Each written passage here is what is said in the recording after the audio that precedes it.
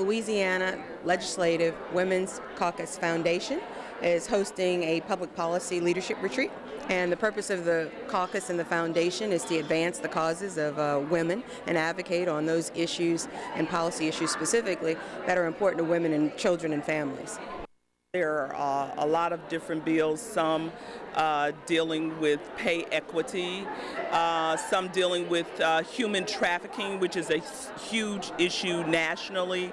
And so these are just a couple of the issues that we're dealing with in the Women's Caucus. But I think it's very important to realize that women make up over 50% of our state here in Louisiana. And so it's important that women are represented in every sphere of influence in our state. Certainly we are dwindling in numbers in the Louisiana legislature, and so we need women who are interested in running for public office as well to consider that.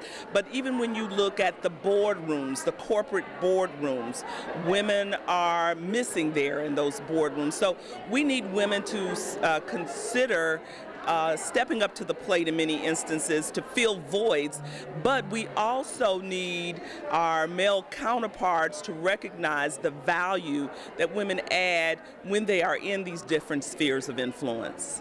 You first of all look at the legislature. We need to have many more women in the legislature. So one of our objectives as well is to get more young people involved in leadership roles as well as considering politics in the future. But you know, we have a lot of issues with women's health. We have the issue of women not having CEO jobs or great jobs. We still have a number of women living in poverty with children. So there are just a plethora of issues that we deal with in the Women's Caucus. And we're trying to bring all those together into perspective so that we will be able to ensure that we do some things through the caucus that will heighten the awareness of these issues as well. Based on a bill that I have filed, and I have filed in the past, women and men certainly deserve to earn the same amount of money for the same kind of work that's done. And if you find this in Louisiana, but you also find it all across the country, that women are not paid equally, and there's no basis for that. And so one of the things that the Women's Caucus is going to be doing is trying to advocate for fairness and equity and justice in pay. We work in the same fields. You have women working in construction. You have women working in engineering. You have women working in administrative jobs and healthcare professions that are not paid at the same level. And that's just blatantly unfair. And so we are going to move forward and advocate on behalf of all women in the state of Louisiana to demand that they be treated in an equitable and a fair way. I end up focusing a lot on economics, and that's because I think, as we all know, if you don't have money, you can't do a lot of things. And we're talking about women who really probably don't have incomes that cover even basic necessities like food, clothing, and shelter, let alone take care of children, and let alone take care of their own good health. So, and what we see too are women often are in jobs in Louisiana that do not have health insurance. And so we're, as you can see, 45th, which is up, with women without having health insurance. And this has terrific consequences for our health outcomes in the state and why we end up having very high rates of cardiac disease, cancer that move to stages that are not curable. So the consequences of our low wages are profound. And that's why really I focus on it so tremendously. Now, we actually, you know, a lot of the things we say is the good sign is that the education level of women in Louisiana is moving up, and it truly is moving up. But it's moving up for women across the country. And so, again, with our ranking, we're 45th with the percent of women who graduate, have a bachelor's degree or higher in the state. It's good because women have there are about 23% of women in the state who have a bachelor's degree or higher, and only about 20% of the men. And that's often what's compared, is what do Louisiana women look like with Louisiana men. This is one of those times when we don't want our comparison group to be men. You know, we want them to be women in the country. And my goal is for women in Louisiana to reach the average. If we can reach the average for women in the country, I'll stop talking. I will say yay. To me, in my mind, we will have made it if we can get out of the bottom 10 states. Now, our good news is, if you see the percent of women in managerial and professional occupations and our number of women business owners, we're doing very well. And why people focus on the women in management and professional occupations is because that is supposed to be really a key indicator of the economy and how welcome it is for advancement. So if we see women, and we're moving up there in managerial and professional positions, that is a good sign. So we need to kind of, look at that, but we also need to look at other indicators. And we're also going to look at some of what that differences are. My message basically is that we have a great state, but it's a state in which women are not reaping all the benefits that we need to be reaping to have very rich and wonderful lives. And give us examples. Well, mainly what we're talking about is the economic status of women. And women and men in Louisiana have very disparate, different wages. And what we find year after year after year after year is that the gap between the wages of women and men in Louisiana is just terrific. It puts us in the bottom 49, 50, 51 states in the District of Columbia in terms of how much women make as a percent of what men make.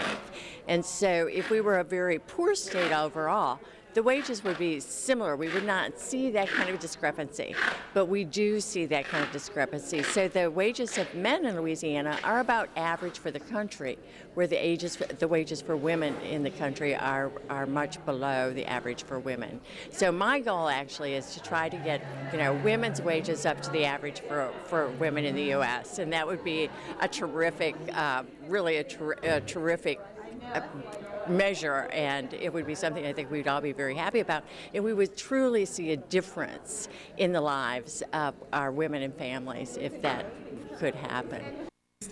Shanta, and I'm with the National Women's Council. I'm the director of a more newly formed nonprofit organization that focuses on women in leadership and empowering women leaders. I too was initially in a non-traditional role, and some type of way my career took me this women in leadership and statistical journey versus doing brownfields redevelopment and doing soil evaluation and zoning and remediation at the city level. But I love Louisiana. I'm really excited to see some of the progresses, but I want to share with you a little bit about how our organization is working to strategically change some of the way that we are paid. Dr. Willinger talked about what do we do, and that's where our organization comes in. It is the what do we do. Certainly, there's all types of women's conferences. There are great things that happen. We go, we powwow for half a day, and then we discover that we still are unequally paid, and we're making 77 cents to every dollar that a man makes. And that's great that we've identified what those problems are. However, having strategic solutions to the problems is ultimately where we come in. And so the Louisiana Legislative Women's Caucus is a tremendously outstanding start just to have at the policy level that support that is so necessary to create change in organizations. But we've been fighting for quite some time at the policy level. And so as a leader, I began to think about some ways that we could change the way that we do business. Apparently, from the policy level, we're not exactly sure if pay equity is going to change. So one of the things that we focus on is encouraging women leaders and women in business to be adequately trained on how to ask for the salary. I recently read an article and it was talking about that same thing, how women don't ask. And so by and large, we're happy to be employed. We're happy to be on the team. We're happy to have a job. And we are not advocating for ourselves. We're going to ask. Thank you, Senator Peterson. We're going to ask Monday. I'm going with my backpack, the ask backpack on Monday. But by and large, we have not developed ways that we are comfortable in asking for what we want. The second thing for women's empowerment is developing ways that we feel comfortable to showcase our accomplishments without bragging.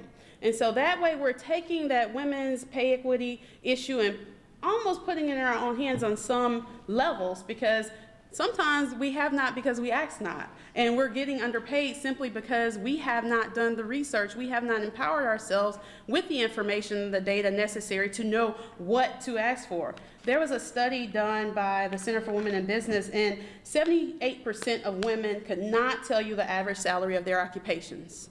That's our fault, ladies.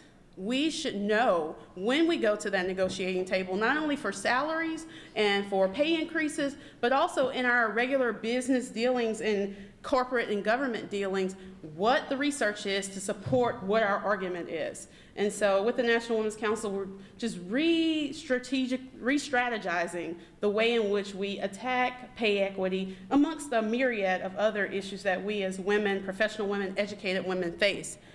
There were some really eye-opening statistics that Dr. Willinger shared, and the fact of the matter is there is gender bias, and there are very, very harrowing situations or harrowing perspectives from the majority that are there, but as women, it's important for us to strategically come forth and be empowered to help Louisiana reach that average that she spoke of, because we are lagging, I say we, but from a national perspective, but we as in me being a Louisiana native. And so one of the things that was really interesting as it relates to political equality is that Pennsylvania is still the only state in the US where men are more likely to vote than women. By that I mean we have power because we show up for the game, unlike some men. And so we don't even recognize the inherent power that we have in numbers. We have power in our voice, and we have power in our collective voices. And so that stat alone tells you that we have the power to influence change, but we have to do our homework and come to the table. The third thing was women becoming educated on pay trends in their respective markets to ensure what's fair. We don't know what's fair. By and large, we don't know, and that pay secrecy that she spoke of is extremely relevant to this entire dialogue that we're having today. Fourth thing, also with the National Women's Council and some of the things that we want to do to bring Louisiana up to that national average and even beyond, and to close that pay gap, is also developing the business negotiating skills for personal employment. By and large, women are not extremely comfortable with identifying a mentor or identifying a sponsor. Sponsorship and mentorship are two very different things. They're closely related, but with sponsorship, someone senior in your organization leverages their reputational capital to bring you along and to guide you through that organization or through that corporate structure or through that governmental sphere to be able to bring you along to be in position. I will lend my reputation and bet on you for your success. I will open my voice, I will open my network and be able to pull you up in it. Whereas mentoring is where there's a natural, cohesive relationship that forms. Sometimes it's structured, sometimes it's informal, but you identify a person or a person identifies you to provide those unwritten rules, to provide this is what I did, and I want you not to go this route, and be able to groom you and to tell you the hard things and to be able to speak very candidly with you and be able to pull you along. And so there's minute mentoring, which is an awesome premise where you just, women like us are in the room and you take a minute and you go and you have that like speed dating except for mentoring. And so it's an awesome opportunity though to learn some things and also to take those nuggets with you and facilitate relationships, get some business cards and be able to follow up at that later time.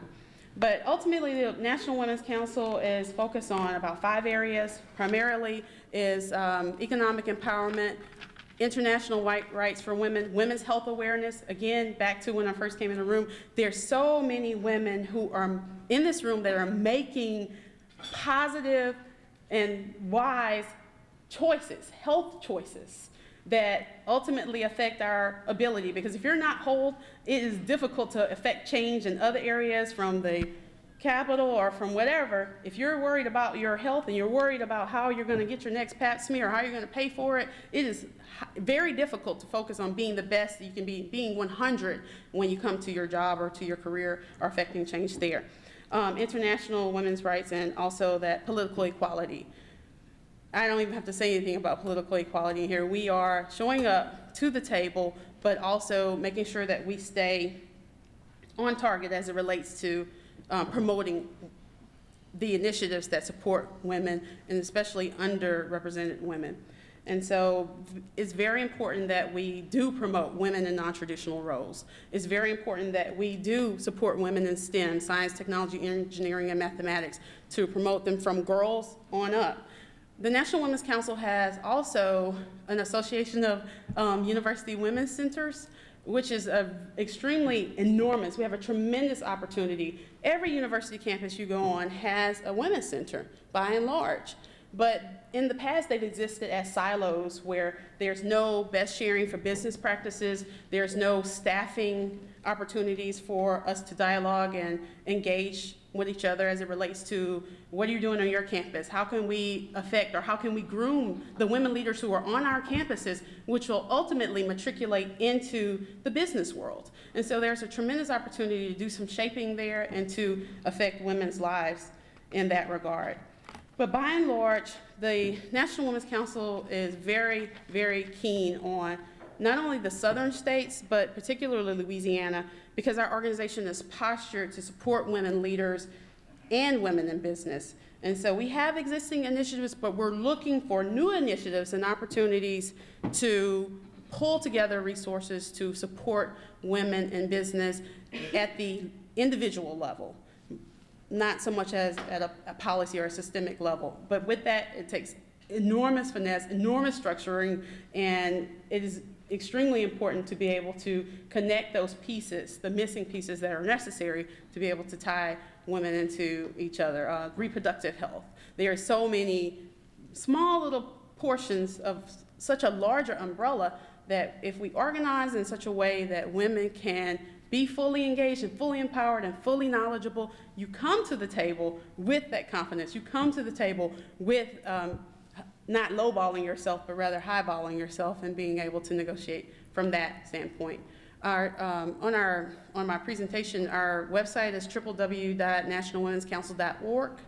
I'm Shanta.Proctor at nationalwomenscouncil.org. I would love to hear from you, work with you, especially some of the state leaders as it relates to policies that we can begin to implement as it relates to matriculating down to each individual woman, a woman as busy as you are, being able to identify another emerging leader who could use your talent, resources. Because when I began my career, if I had that person there to say, okay, these are the pitfalls to avoid. This is what you definitely need, and these are the things you definitely don't need to say. Do not go to committee meeting and say X, Y, Z.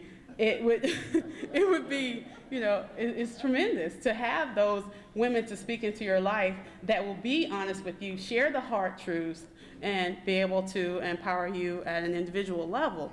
And the policy is going to be there. It's very important.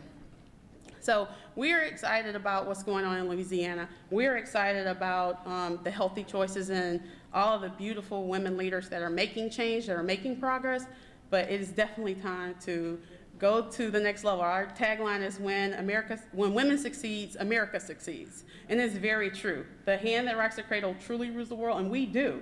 And so it's time to come to that table empowered and encouraged and fully knowledgeable about what we are seeking in that regard.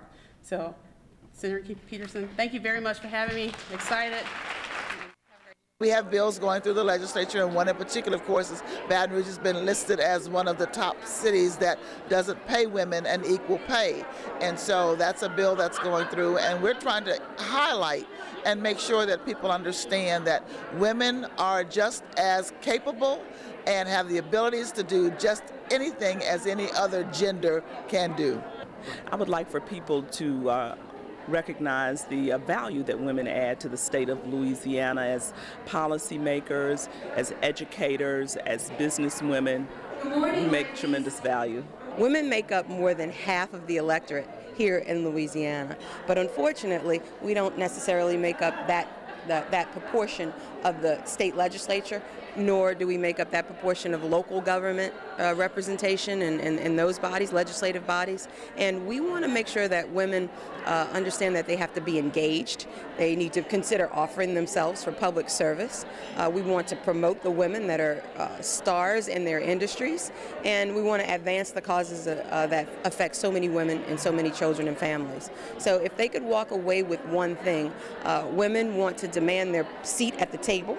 We want to make sure that there's equity in pay, and we want to focus as a Women's Caucus Foundation on developing the next generation of young women leaders so that we don't have, particularly in 4 years in the legislature, only 4 women in the Louisiana Senate out of 39. Only 12 women in the Louisiana House of Representatives out of 105. Those numbers are pretty embarrassing, and we intend to change them in 4 years, so those guys better watch out.